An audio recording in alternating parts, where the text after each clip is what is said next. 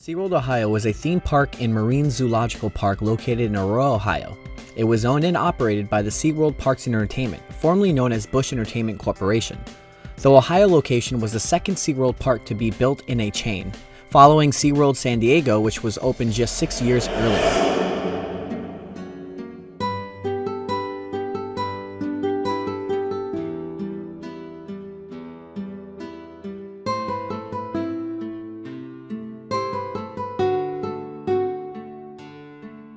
SeaWorld Cleveland, originally referred to as SeaWorld of Ohio, opened to the public on May 29, 1997. After nearly 2 years of planning and construction located approximately 20 miles southeast of Cleveland, the 25-acre marine park welcomed over 5,500 guests on its opening day. The oceanarium cost $5.5 million to build, but greatly exceeded the expectations of Malay and his team. In its first 100-day season, SeaWorld Cleveland doubled attendance predictions as more than 1.1 million people visited the park in 1997. The marine park was beautifully landscaped, boasting hundreds of interesting trees and shrubs, providing a rich backdrop and winning national awards.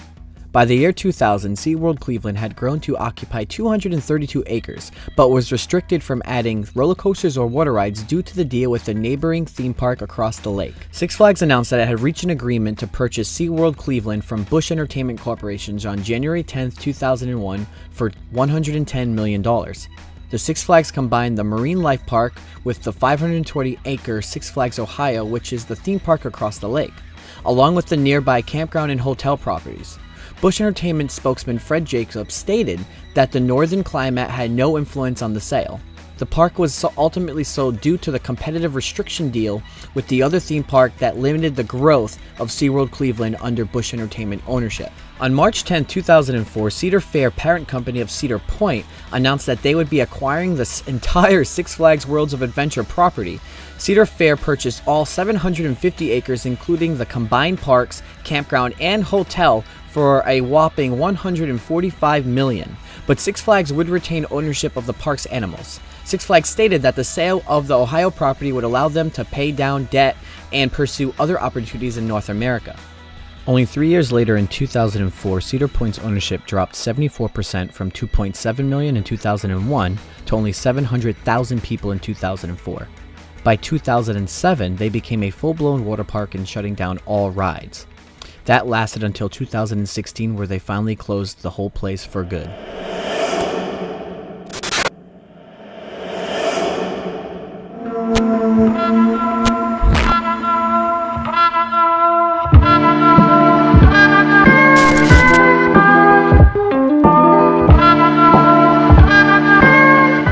And what's even crazier is that SeaWorld was not allowed to place roller coasters here because of an agreement they had at another theme park literally on the side of this lake. There's a lake here, and across the lake is an actual theme park that had everything: water slides, flume rides, everything, like a traditional theme park. But they literally, when SeaWorld was placed here, they said they made an agreement with them to not put roller coasters here. In business, reputation and image count. Just ask SeaWorld. After the CNN documentary Blackfish aired, some big stars canceled their concerts there, and the call for a boycott seems to be spreading. Here's CNN's Martin Savage.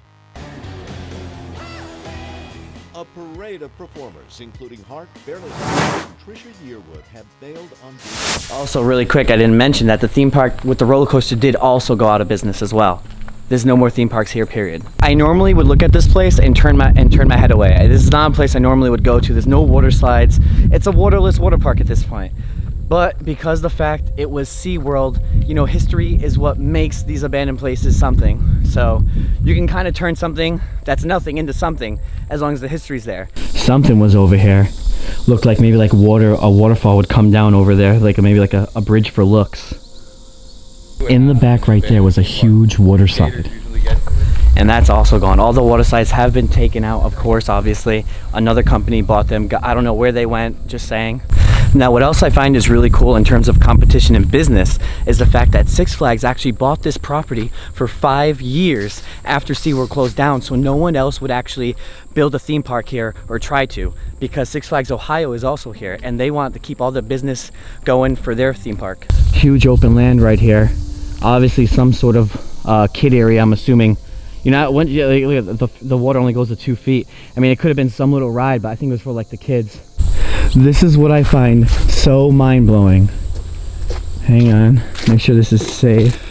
Should be a pillar right here I can walk on. Okay, this is what I find so mind-blowing. The fact that they built the theme park right here, which is fine, but then next door, literally next door, there was another theme park using the same lake.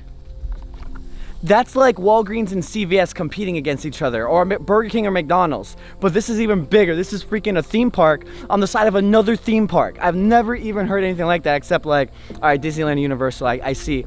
But I don't know, it just seems weird. It just seems weird to me because they're sharing the same lake. They had to have done boat rides here. I just find it so awkward. You know, you're going on a boat ride here, knowing that there's another theme park, probably using the same lake next door. First job since I was 14. Oh, it was your first job? Yeah. That's amazing. Cool. How was it? Excellent. Yeah? Get a better company than SeaWorld. Oh, really? You work here as a SeaWorld employee also? Yes. Yes. How was it here? Were the animals treated well and all that? Very much so. Yeah. It was beautiful. Yeah. Cool. Great Yeah. place to work. Did they have like orca shows here and all that? Yes, they did. Cool. That's so amazing though, because like now you see it like in ruins. It's kind of like, is it like a weird feeling? It's disgusting. Yeah. Ah. Sure like the summer tourism went down? No, tourism never went down. Corporate greed. Corporate yeah. greed? Save a penny. Yeah. Operational went down. Whenever it was working independently, each side of the lake would bring in 25,000 people a day. Wow. When they combined the parks and let the operations go.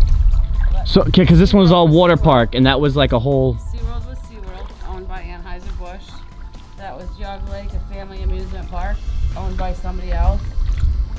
They agreed not to have animals, they agreed not to have rides. All right. Worked out beautiful. That's for many amazing. years. That's amazing. Wow. And then came Busch Gardens, and because of that agreement, they couldn't build rides on the side. SeaWorld couldn't. SeaWorld owns Busch Gardens. Yep. Because they could not build rides, SeaWorld didn't see, since they could not make it into a Busch Gardens, couldn't see the future of just an animal park, so they sold. Dude, the fact that we just interviewed a local here, that she was here for all 3 mergers, she was here since the beginning. And the fact that she brought up how like she wants everything to kind of stay the way it is, wants the animals to take it back over, and she doesn't want condos here, is literally like how we all think for abandoned places, and how like we rather just see that here or something that's not a huge chain or condos. We rather just see like the wildlife just take back over everything, or you know, or even just bring back SeaWorld. Apparently she really loves SeaWorld, how she was talking, how they really cared for the animals and how they, you know, really took care of their side of the lake. That's also really interesting for her to say. So she knew that the other side didn't really care too much about the lake and stuff. But yo, that's amazing. Like for her, in her mind, like seeing how this place is now, when she worked there her whole life, is mind-blowing too to think about.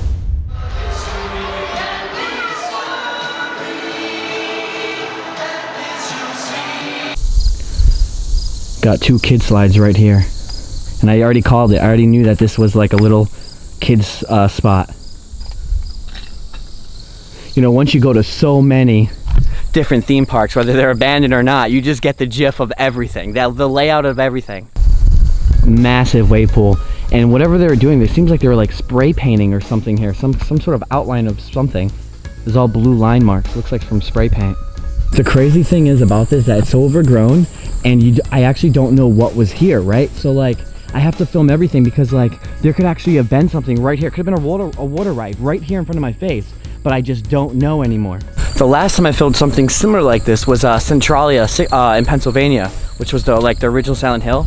Nothing but just an empty road, and there was tons and tons of houses on that road at one time, but it was absolutely nothing there anymore. So I used a lot of before and after shots so I can bring in their creativity and give you guys the picture of what actually went down here.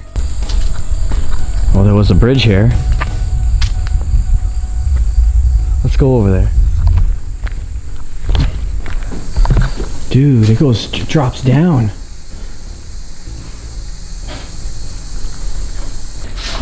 I think it's Japanese. It looks like a Japanese gate. could have been an arcade in here. Yeah. But this is weird. You got Six Flags St. Louis tickets here, which is random.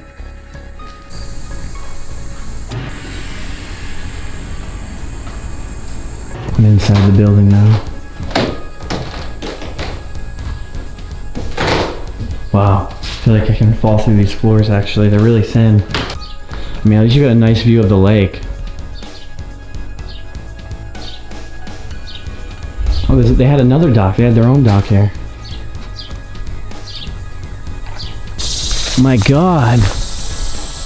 This is freaking across the bridge where people would actually walk. This is a walkway. You can't even tell it's a walkway. And you got some remaining, like, the wall guards from the bridge. The walk path. I'm really confused here. So underneath here, there's a pool of water.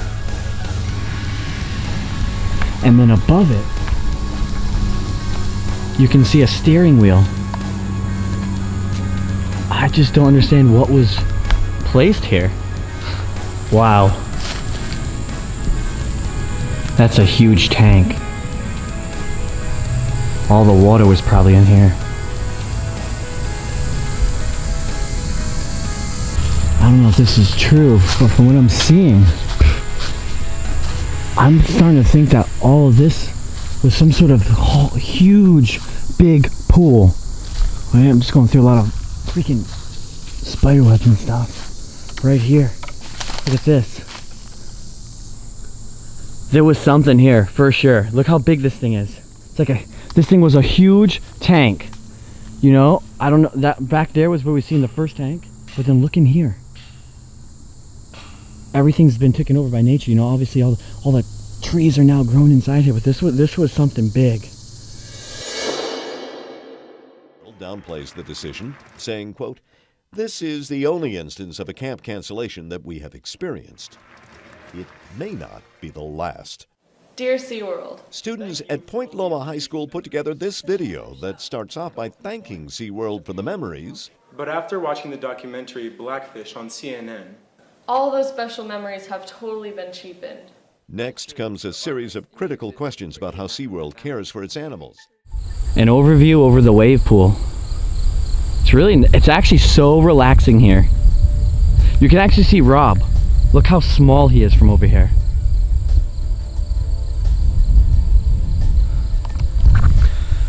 The previous, girl who used to work here, she said that she'd rather see this turn into a nature preserve area.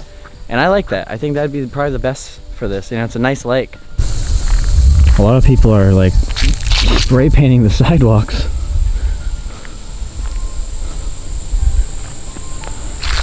Fall's coming. Dude, that door has been smashed in so hard.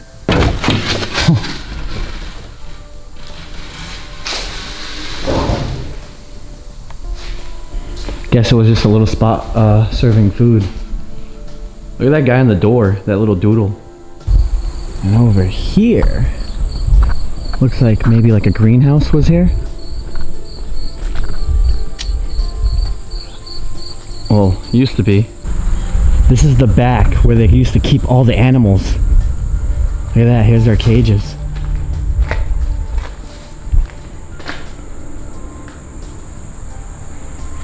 Oh, I definitely think their birds was inside here, or their monkeys maybe. I don't know what they have, but I'm just saying.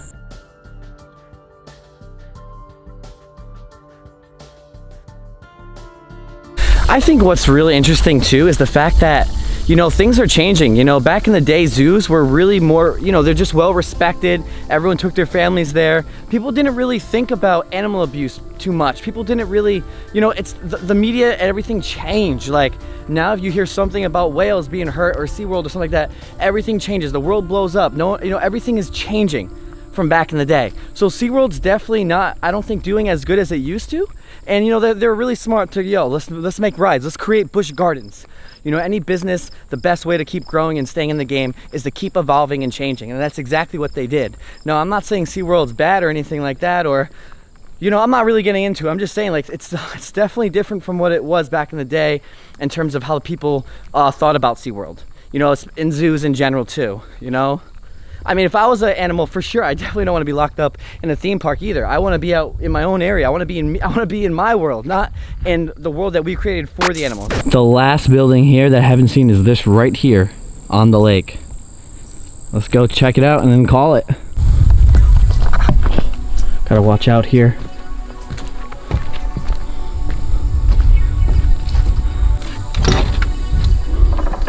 Jeez. Oh yeah, definitely was some sort of like zoo in here, you know? You could even smell like whatever they were feeding them, like that fish food smell. This is what I'm really curious about. What was right here?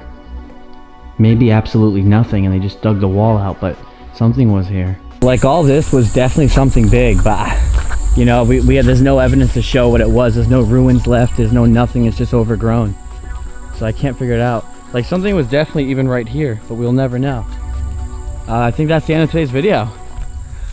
Guys, hope you guys did enjoy today's video. It's a bit different from the usual because it's nothing visible really. It's mostly just run off of history and before and after shots, but that's still just as cool if not different and could be, you know, better to some people.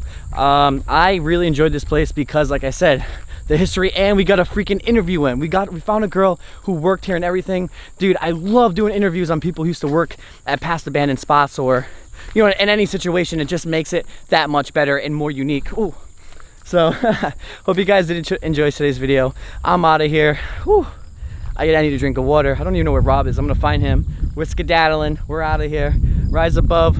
Just got out to explore. Peace and thanks for watching. Also, guys, let me know in the comments below if you like this video because I can actually go ahead and see the other side of this park and go do a video there. I'll go shoot over there someday in the future, maybe in a couple months from now, and I'll go do the same thing I did here, but at that theme park next door. If you guys want to do that, if you guys did, leave a comment down below on that. Yeah, peace out. Thanks for watching. Just got to explore. Rise above. Peace.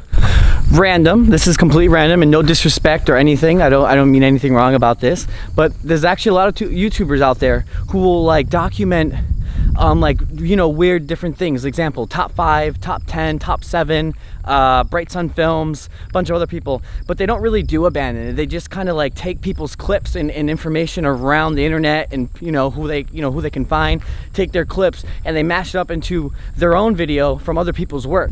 And dude, that's cool because they go in, they can get really some great history on it and some great shots on it and make it really more interesting. But for me, like, I never wanted to do that. I actually never was the guy that wanted to sit behind. It's like reading a textbook. I wanted to be in the action and experience it for myself. And that's what makes me, I think, different from all the other channels, because I'm actually going to those spots that they're just sitting, reading and documenting them, which they do. They're freaking good. They come out good. I love actually Bright Sun Films work. It's just, I want to be the guy that's in it, doing my own and being here for myself. I want everything to be my own work. And that's how I've always been.